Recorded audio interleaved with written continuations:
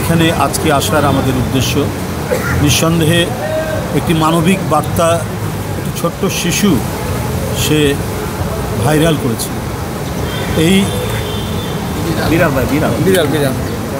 এই মানবিক বার্তায় দারুণভাবে নাড়া দিয়েছে আমাদের ভারপ্রাপ্ত চেয়ারম্যান বিএনপির জনাব তারেক রহমানকে। তার মনে নাড়া দেওয়াতে তিনি দ্রুত খোঁজ নেওয়ার জন্য আমরা বিএনপি পরিবারের আহ্বায়ককে বলেছেন যে খোঁজ নিতে এবং ওনার পক্ষ থেকে যতটুকু সহযোগিতা করা যায় সেটা।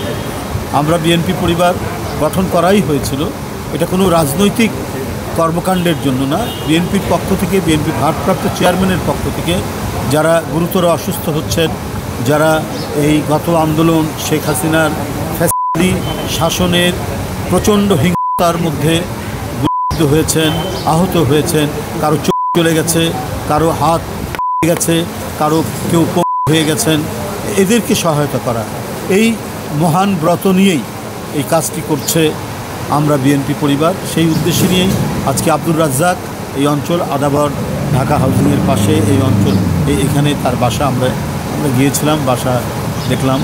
নিঃসন্দেহে তিনি সিএনজি চালান, দরিদ্র মানুষ, তাকে এমন একটি গুরুতর অসুস্থতা যে তার পক্ষে বহন করা সম্ভব নয়।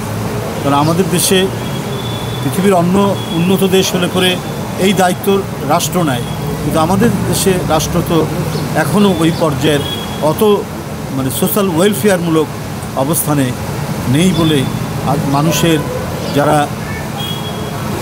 সমাজ হিতৈষী, মানবতাবোধে উদ্দীপ্ত, তারা যতটুকু এগিয়ে আসে।